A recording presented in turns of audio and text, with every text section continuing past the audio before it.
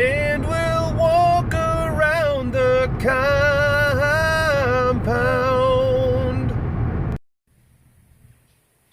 All right. Well, here we are.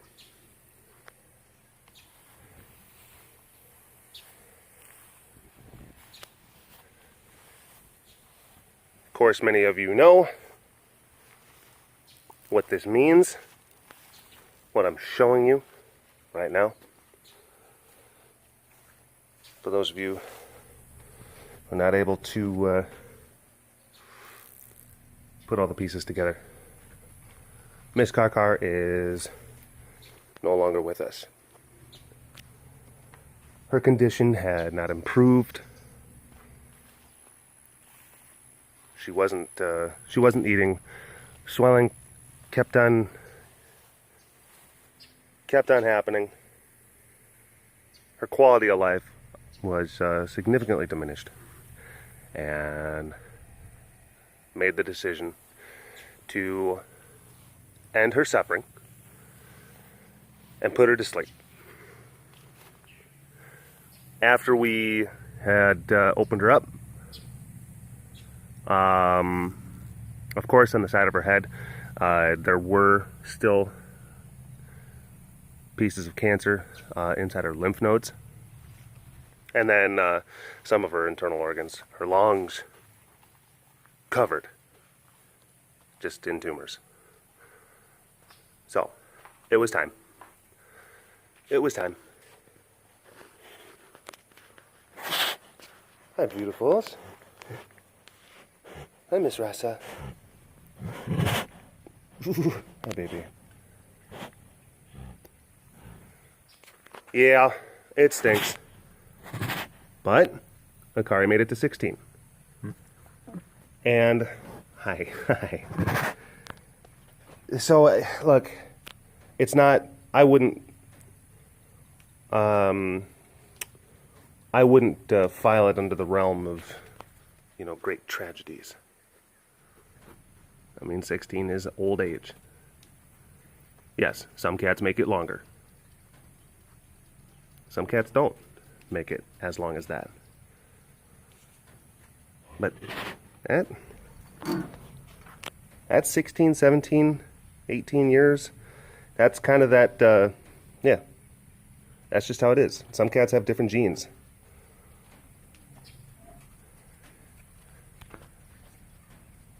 So yeah.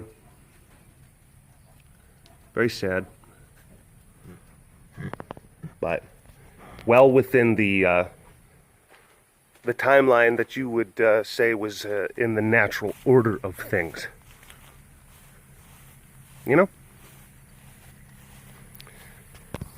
Hello, you big cat lovers out there. It's me, Derek, again. Welcome to another super duper fantastic episode of the Walk Around the Compound webcast. Oh, wait, always wait. Schmutzy, schmutzy, schmutz. Schmutzy, schmutz. There we go. I know that some of you are probably very upset because some of you have been messaging me and basically saying that Akari was your favorite and that you were dreading this moment. You knew that we were going to make the right decision, but it was still something that you just didn't want to have to truly come to bear or come to see, or you hoped that there was something else. And for those of you who, were very in love with Akari, I am sorry.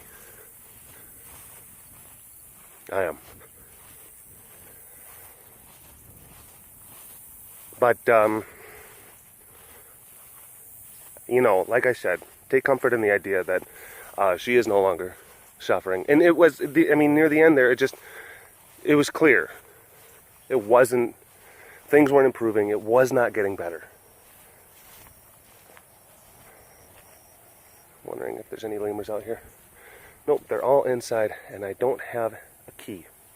I don't have a key because the troop of 3 plus Momo, they were up in that little corner thing last night. But of course, it was night, so it was a little bit cooler. But they've been doing it. They've been They've been living in their new digs and their new accommodations. Oh my goodness.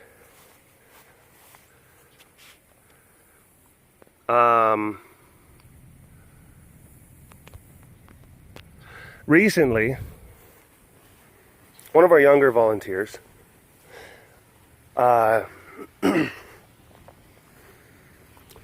asked me, because I think that she had lost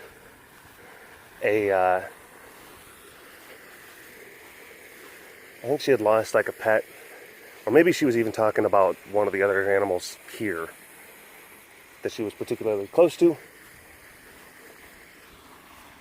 No.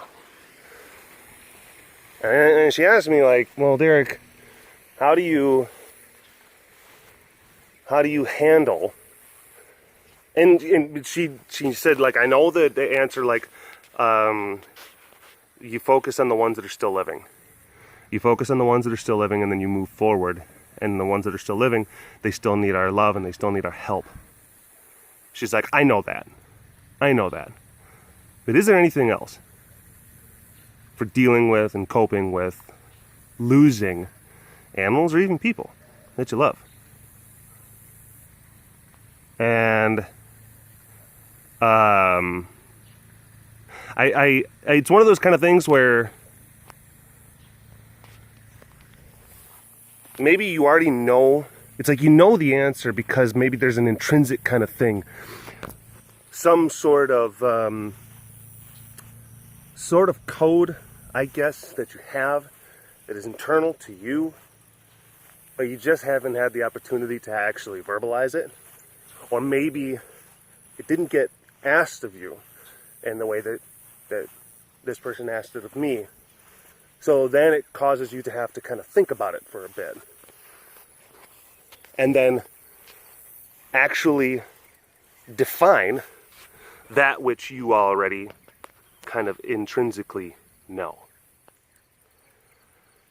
And the answer that I gave was, and it's one of those kind of things where it's like, it might not be the one that might not be the one that you want to hear, but it is kind of the truth.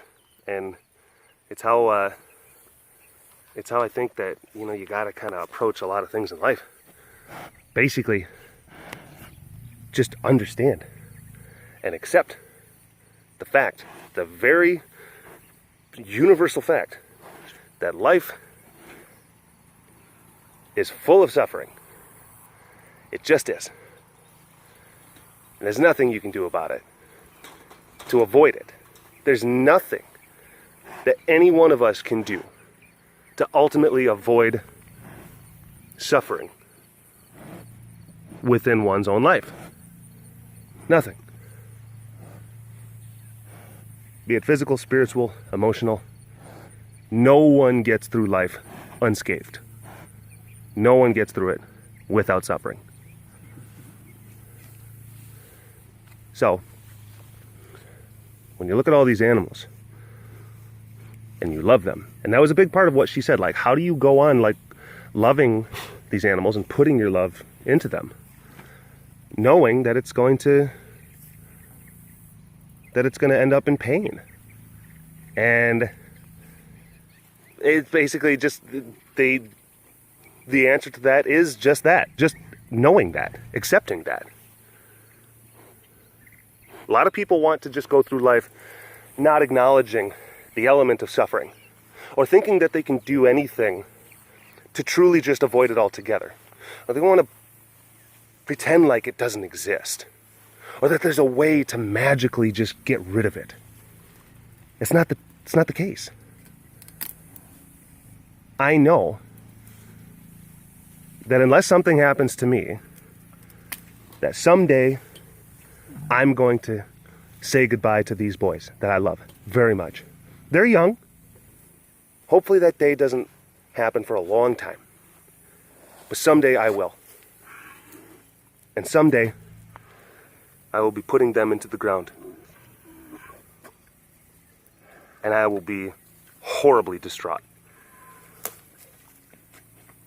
it will be very, very sad, very tragic. But for now, they illuminate my life, and I can in turn illuminate theirs. And that's it. That's it. The end result is the same. And even in like a universal terms, there's no clear proof that we are not, or the universe is not headed towards a state of entropy. Meaning that all matter will turn into energy, that all celestial bodies will basically fizzle out, will expand away from each other. The universe could possibly be left cold and dead.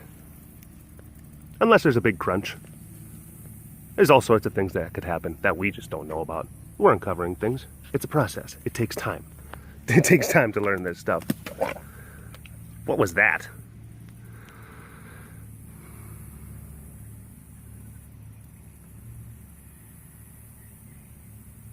You know, people can get themselves crazy by trying to ask themselves the big questions. The why are we here? The how are we here? Which I think the how, me personally, I think the how, the logistics, way more fascinating than the why. The why can just be a very simple thing. Maybe some hyper advanced 7th or 8th dimensional being wanted to run a simulation, wanted to run a universe simulation. Who knows? That this all is actually just a very elaborate hologram. Or some deity just wanted to make life. Who knows? The why doesn't particularly interest me. The how? Oh yeah. that does. Like that, I try not to get too wrapped up into that one. Bless you.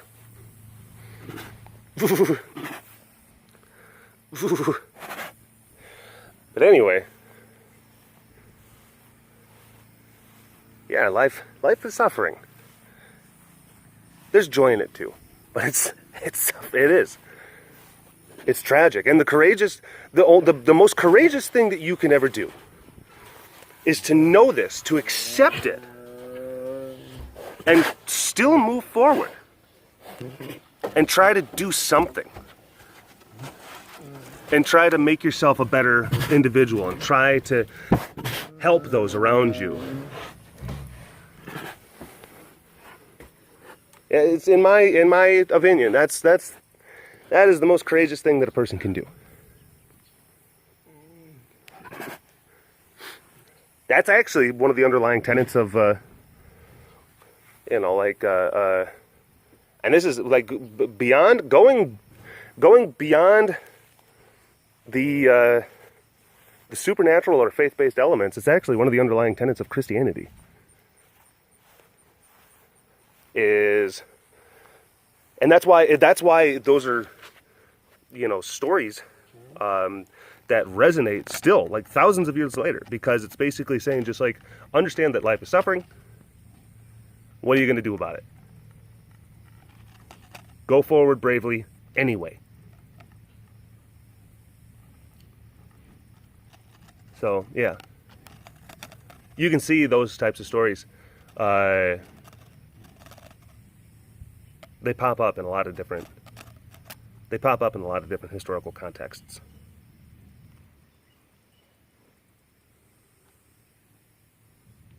So, yeah. Every single one of these babies that I love, every single one will someday turn to dust. And then someday I will follow.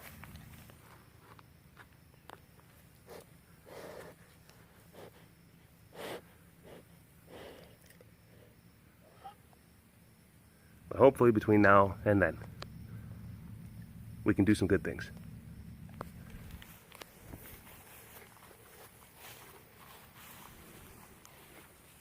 And we can discover some stuff. We can uncover some truth. Whether it be, because different people have different things of truth. And I'm not even talking like fake news. I'm actually talking about like the very nature of truth in and of itself. Because truth can be what is inherently true for one's own self. What is true as far as maybe the course, like the arrow flies straight and true. As far as like the course that an individual or an idea can be on. And then there's of course like objective fact that is oftentimes talked about within science and things of that nature.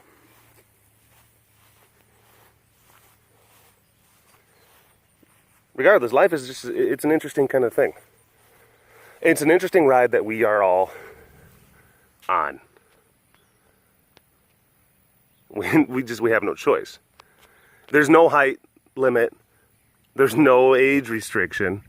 It is a ride that we all have to be on.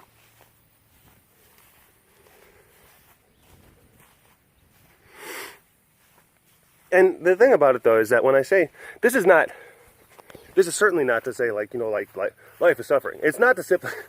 I'm not trying to be some like emo edgelord like life is pain and like sadness. No, that's not it. That's not it at all. I'm not trying to wax poetically, with my turtleneck sweater, sipping my rosé with one candle lit, saying like, the great philosophers have once said that life is suffering, pain. No.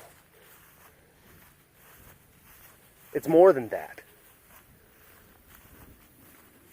It's to understand, because that's as far as they take it. Some of those people, they just make the statement that suffering is an inherent part of life, and then that's all as far as they go. No, but there's more. There's more. Suffering is not the end. It's the realization. What are you gonna do with that knowledge? That's the real thing. IMHO. Hi, baby. Top of your head. Top of your head. All of your head. Oh my gosh. You're growing so well. Hi, beautiful. Hi, beautiful. Hi, crazy pants.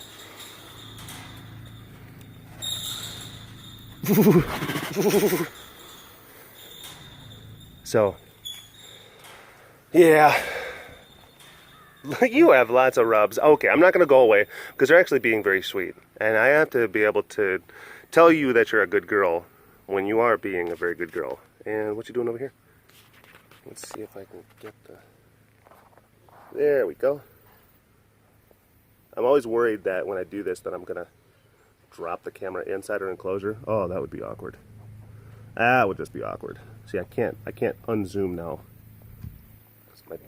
My fingers, my pinchies don't have access. There we go. Hi, baby. Good girl.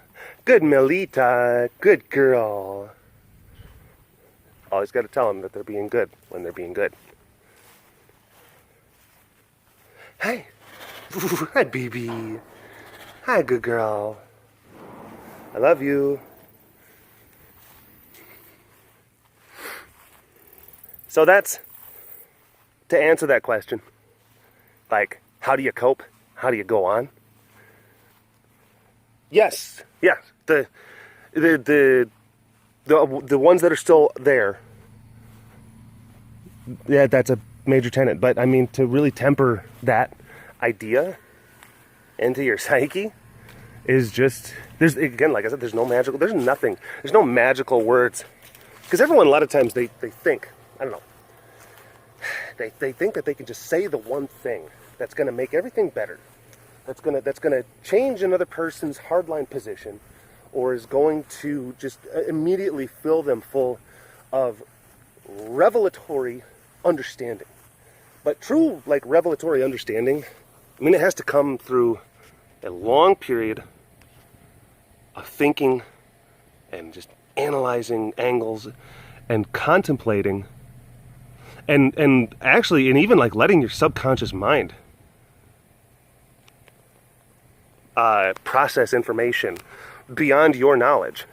And then later, possibly years down the road, that's when you actually stumble upon revelatory thinking, revelatory ideas. It's, for me, I didn't think this way. I did not think this way at all when I first started in the first number of years. The way that I feel now is actually a fairly new, only within like the last couple of years. And I wouldn't say that it's a coldness or a distantness or a deadness of the heart. It's not. It's just a better understanding. Some people might say, like, well, that's just your coping method. Hey, I guess. Sure. I think it's even something beyond that. I've always said that the cats, gosh, they taught me so many different things when I first started working about who it meant to be myself, to calm myself down, to stick to. There's like certain life lessons about being around here and working with these animals that I learned. That I learned about myself. A journey of self-discovery. And I'm still, but now it's just the concepts are just becoming even more specific or complex.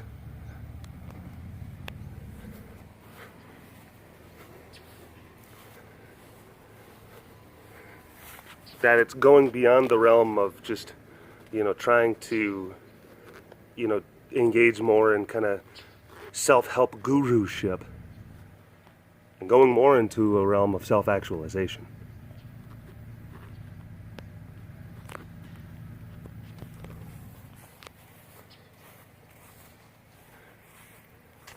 And guess what? You're on this journey too. How many of you, and some of you keep count, in the time that I've even been webcasting, how many cats have we lost? I think it's like over 20 at this point. And some of you have been along for the ride the entire time. And I will guarantee you that most of you who have been here for that long haul, you think differently about life and about death and gates. Don't you, though? I know you do. Because I do. I do. We're on this journey together. Even though, of course, many of you experience it through a glowing screen. It doesn't mean that the emotional resonance still doesn't exist.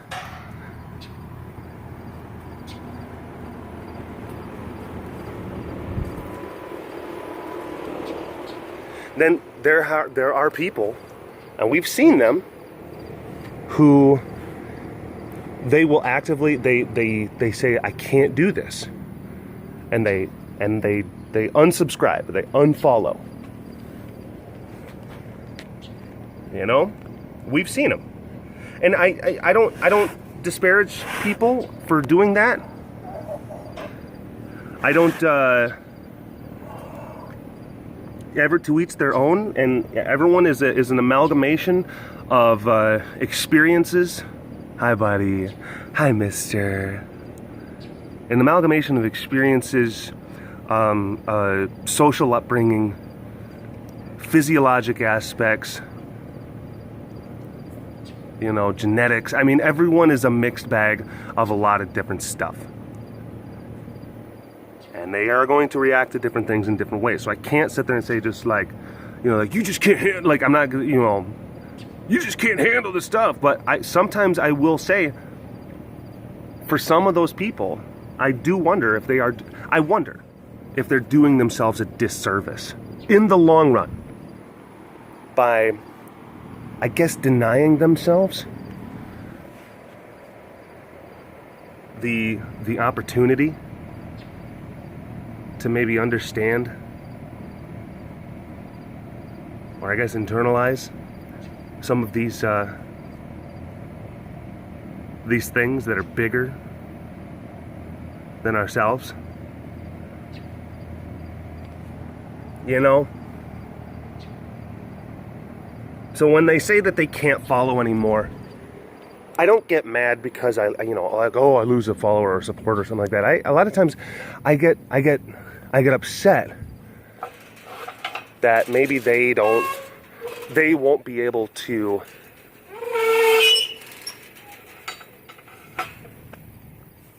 grow, or have the opportunity to grow through these shared tragic experiences. You know, maybe I'm not quite verbalizing the concept, but I think a lot of you kind of know what I'm trying to get at.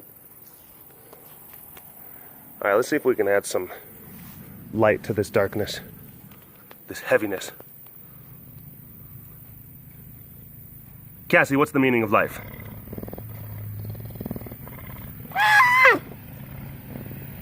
Profound. Ah, baby. Hi, sugar pie. So yeah. All right. Well, yeah, we got through that one. We did. And it was heavy.